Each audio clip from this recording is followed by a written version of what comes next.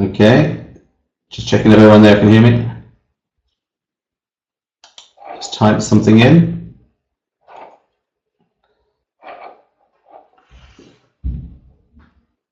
Right, phew. I started off there for 5 minutes with start and there was no sound at all, so I really apologise for that. But that's what the webinar is about. You sort all those things out when you're here. Okay, now there should be a typing thing.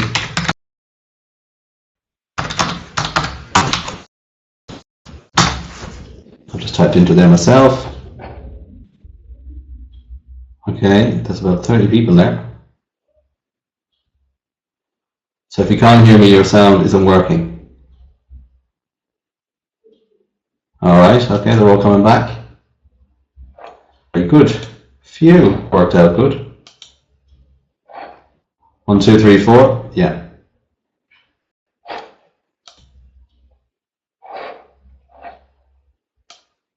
Okay, a couple of things. I'm going to get all this rolling now. Let's see where we are. I was called out of the room very briefly there a moment ago, and that stalled me a little bit on getting going. But I'm good to go now. Let me get this down. Okay, 2. Okay, it's all about the Vat Mystery. So, Kevin Barry, Clifton Barry Accountant, Kevin Barry Business Person, that'll bring it up, barryaccountants.ie. And I'm going to run through in the next 30 minutes about the VAT mystery that's out there. I work for employed, self-employed, unemployed, soon to be unemployed, soon to be employed, soon to be self-employed people. And value-added tax, it's mentioned every day of the week, and no one, apart from accountants and people who've got certain business training, no one really knows what it is. They all know it's a tax, okay? So I want to finish that worry straight off. So just check you can all hear me okay. Okay, yeah, very good. All right, counting away. I have the sound on now, so that's a good start at least. Always the best part. Right, turn off everything that needs to be turned off. And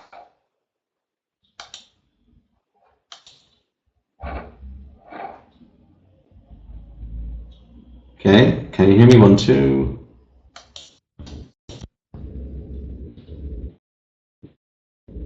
Yeah, all right, I'm there. Okay, I'm back. Okay, so make sure your volume is up. If your iPad, iPhone, phones, turn them all off. Get people out of the room. Get rid of the dog. Plug out the phone. All those type of things. Turn down the radio. Because what I'm going to run through with you here is 80,000, and it'll be well worth the attendance. Okay. So let me get everything up and running here because I got a little bit disrupted there, and I want to get that sorted. Okay. Okay, everyone can hear okay. So that's me. Right, so let's push on swiftly. The only reason I'm looking around is because I've notes stuck all around the computer here, and you've got to do that.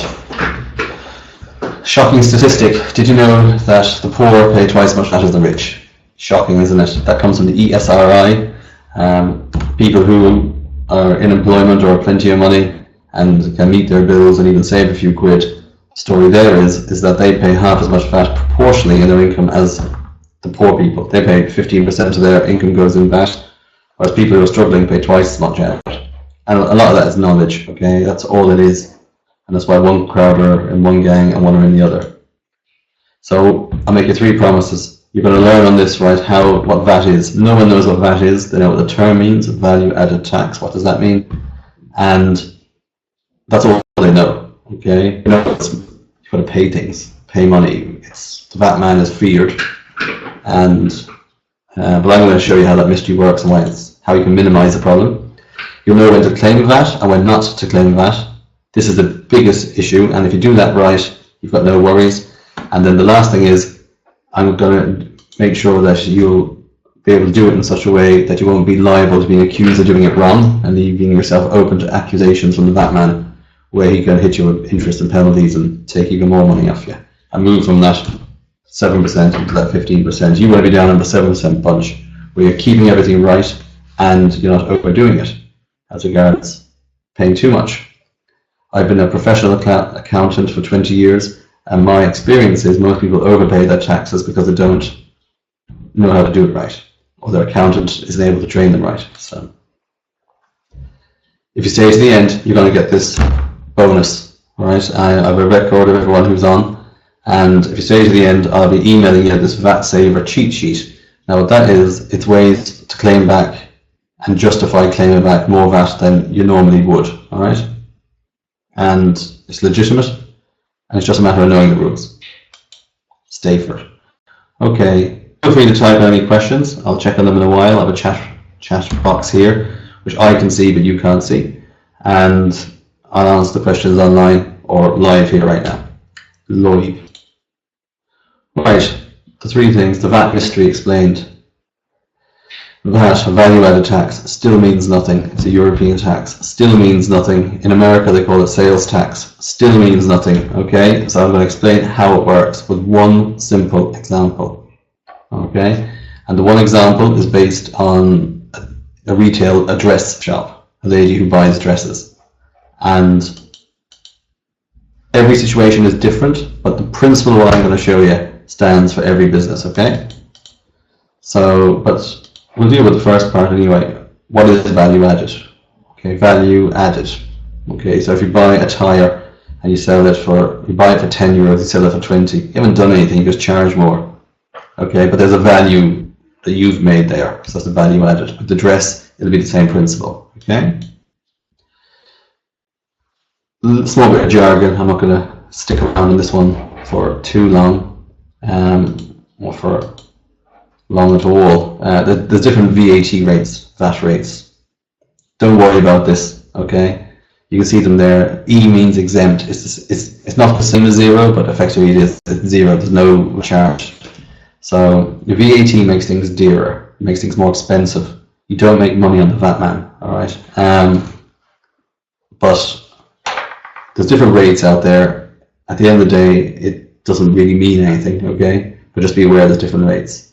The one I'm going to deal with, though, is the highest one, 23%, okay? Right, okay, everyone is still there. Thanks be to God. Right, now this is the dress example. And it could be houses, it could be cars, it could be pints of beer, it could be accountancy services, solicitor services, whatever.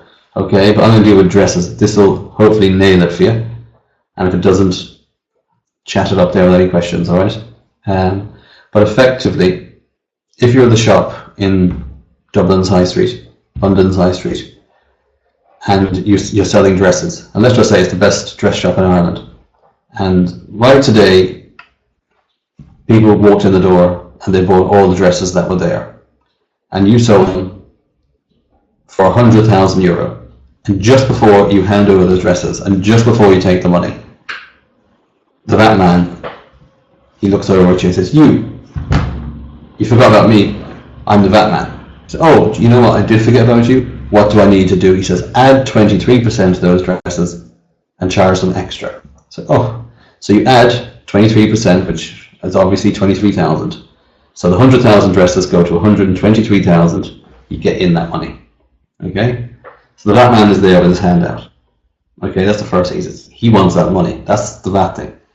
Now the most you can pay the VAT man, and let's just say that's the entire VAT. Forget your January, February, March, April, VAT quarters, VAT years. Let's just say that this one transaction represents the year or the day or the month. That's it for the year, okay? This is all that happened.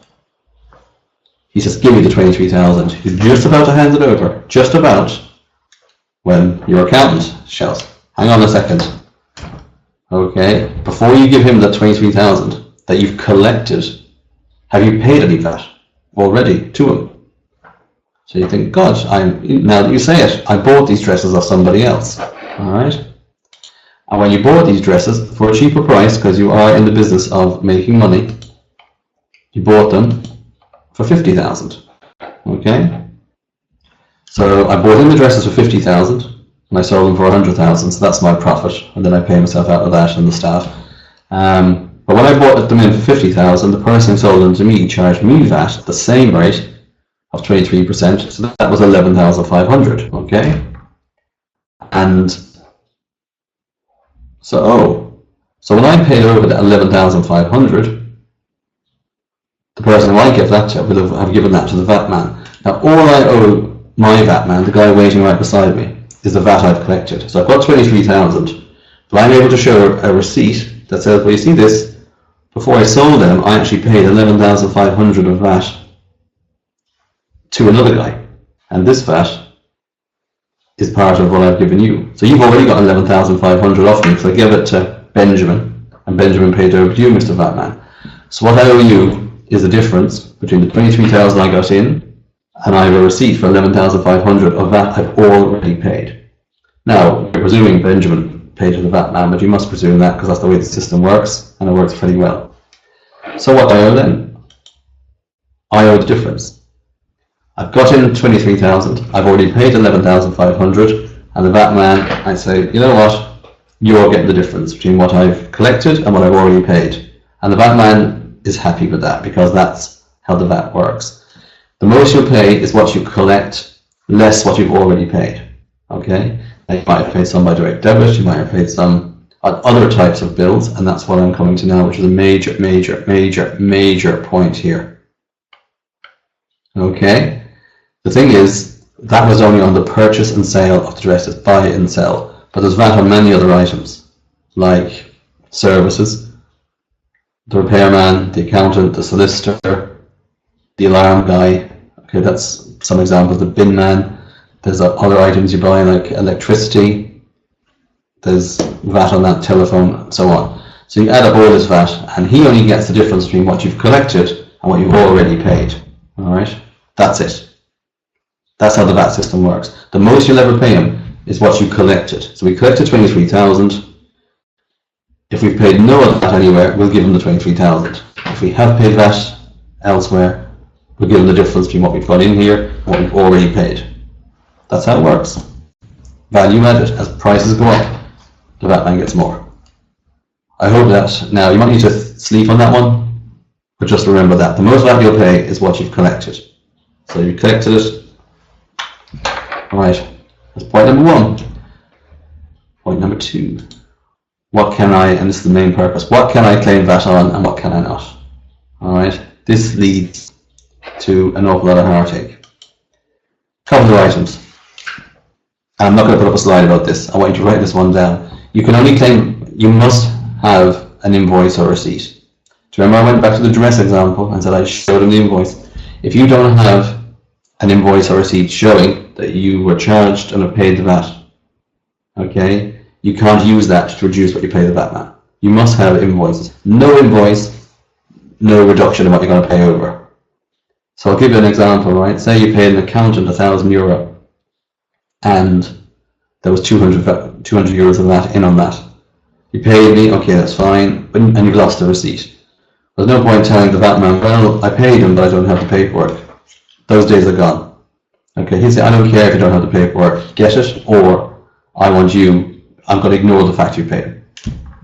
Nothing to do with me. You're big enough, you're old enough, you're wise enough to keep paperwork. You can photograph paperwork, you can scan it, you can put it in the front of the car, you can put it in a box, you can keep it somewhere.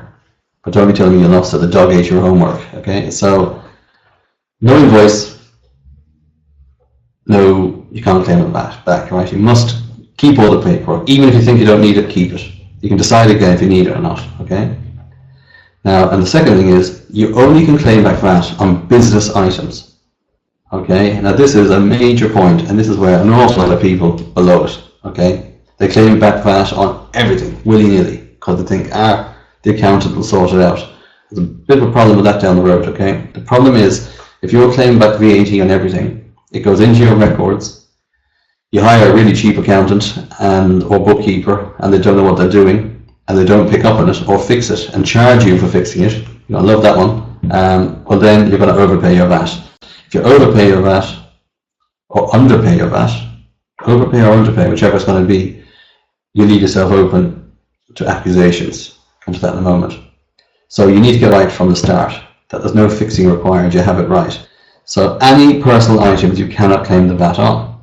I'll give you some examples, because I saw this yesterday, I saw the day before, I saw the day before, and no matter how many times I preach it, or other accountants preach it, or the taxman finds, it goes on all the time. Because this is not a happy subject.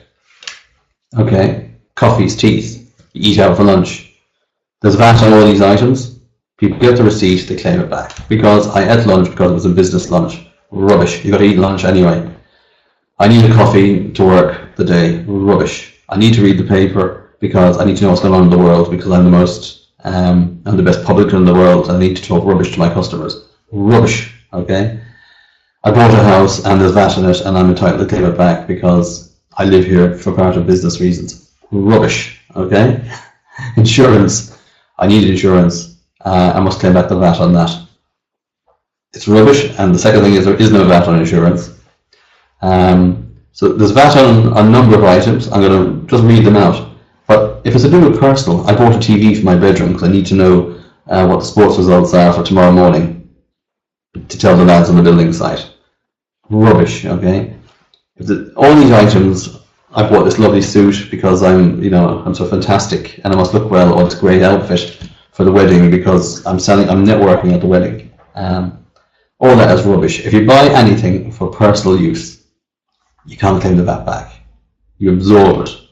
Now, in the bonus I can give you afterwards, as long as you say it at the end, it'll show ways to claim back VAT on items just by being able to justify them properly. Not illegitimately, not wrongly, not being cute. Okay, but that's a different thing. But no invoice, you can't claim back the VAT. If it's for personal use, you can't claim back the VAT. Okay, but some items that are for personal use are also for business use. Hint number one. And it must be only business items. Now, if you're not registered for VAT, if you're not a self-employed company or business person registered for VAT, this is pointless. If you're employed, you're gone. Okay, you're gone. You can't claim back the VAT anyway.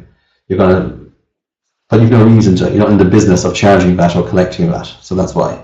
Okay, but you might be working with someone who's in the business, so the more you know, the more valuable you'll be to them. Leads to more wages because you're so great. Leads to better job offers, headhunting. Okay. Cigarettes, another personal item. I'm looking at a list here.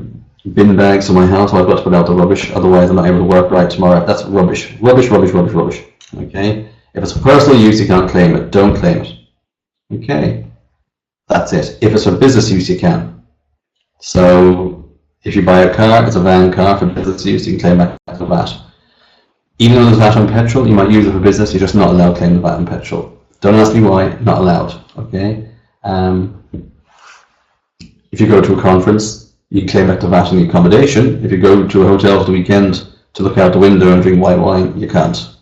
There's not a difference sometimes between those two scenarios, for instance, drinking white wine. But anyway, one has to be business, one is not. Okay. Last item I want to show you. By doing it right, it means your paperwork is either 100% right in being submitted or is nearly 100% right. And that's okay. Innocent mistakes are fine. But if they're not innocent mistakes, I'll give you one example. One example was the business person gave their books and records to their accountant and said, do my VAT please, and sends it in. The accountant wasn't well organised, fell behind him almost immediately, and sent in all the VAT returns as zero and said, I'll put it all through at the end. They did that. That was fine. They were checked up on, and the tax woman said, you sent in all these zeros, now the accountant did it, you sent in all these zero VAT returns, so they were deliberately incorrect. They should have been, whatever, 2,000 each month to be paid to me. You didn't pay it, I'm going to charge you a 50% penalty plus interest. 50% penalty on 2,000 is another 1,000, so 3,000. That was each month for 6 months. It was murderous. Huge claim should have happened there. It didn't, but it should have. Okay, so that'll save you 1,000. The key is knowing what to claim on and what not to claim VAT on. Think about the first example. You understand the VAT system now. Okay, that's it in a nutshell. Okay, so what have I just shown you? I've shown you three things. I've explained how the VAT system works. The most you'll ever pay is what you collect. If you collect nothing, you owe them nothing. And that means any business VAT you've already paid, you get a check back. That's how refunds occur. Okay, first thing. So I've shown you how the VAT system works and I've explained it. And if you haven't got it right now, sleep on it tonight. If you still don't get it, drop me an email.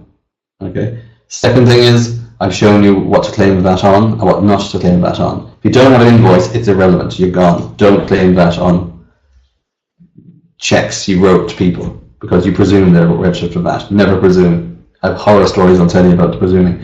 Never wait for someone to send you on the invoice before you pay them.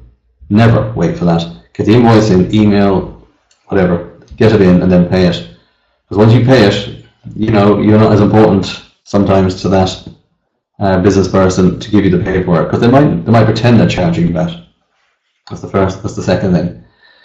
The last thing, I've showed you why it's so vitally important to get it right. If you get it right in the first place, don't fix it afterwards. So even a little hint is on each docket that comes in, write B for business or P for personal on it. At least your bookkeeper or yourself will know when you look back at the box or the pile, you know, was that a business or personal issue? And the second thing is, can I claim VAT on it or not? At least your business or personal, you've the first thing done. Well, the first thing is you've got the paperwork. The second thing is you've considered whether it's business or personal. And the third thing is, is there VAT there anyway? Can I claim it back? Nearly done? Pretty painless. Okay, any questions and answers? Just type them in now, because I've got a couple of questions. Can I claim back VAT? Can I claim back VAT on my petrol car? I'm just going to ask you, can you just say, is it a van car or an ordinary car? I presume it's an ordinary car. There is VAT on petrol, doesn't matter who you are, you can't claim it back. That's the first thing. You can claim back VAT on a van car, but not on an ordinary car. There's VAT in there, just not allowed on ordinary cars. Second question. You can't hear, oh no, you can hear me now because you turned up your volume. I had my volume turned down at the start as well. Just read, yeah. If I bring someone out for a business dinner and I'm charged VAT and it's a conference, not going on here, can I claim it back? Okay. The answer is no. Alright. There's VAT and all those things, you can't claim it back. Alright. If you're at a conference though and you're staying in a hotel and a hotel will be charging you VAT at 9%, different rate, doesn't make any difference. Have a look at the invoice you get, you can claim that VAT. But right on it, I was at the golf conference. I was at the Christmas conference, you know. As long as it's a conference and something happened there, fine, you know. And also it's a tax deductible expense. I'm just going to a different area, but it's a business expense, keeps your profit down, keeps your tax bill down. You want profits up, but anyway. And, okay, there's good questions flying in now, but I'll take the ones that are like an easy answer and email back everyone else. Take one more. Okay.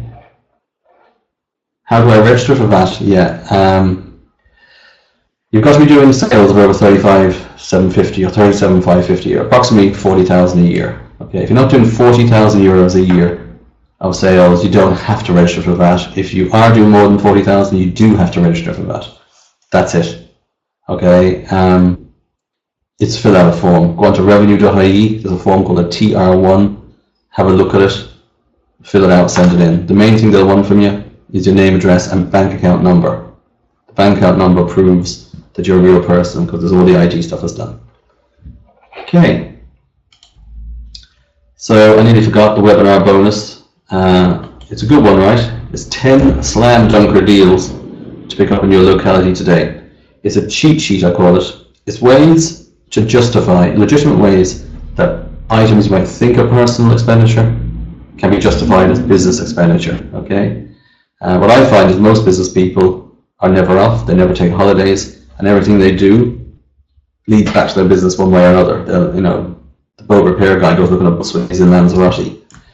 The publican, when he's on holiday, might go looking at the way other pubs work in America or in France. Different wines, he'd go around checking a few vineyards, see can he import stuff. So these are just examples, okay? But I'm going to show you this 10 items I'm going to show you to justify why items that would automatically be considered as personal and you can't claim back the VAT on, you may have cause. I'll give you examples of those cause. Okay, so that'll save you real money. Okay, so I hope you got some value out of this today. I'm going to go now. Done for the moment. Thanks for staying online and see you soon. And once again, sorry for the delay at the start and the mix up over this. It adds to the fun though, you know, all part of the crack. Bye for now.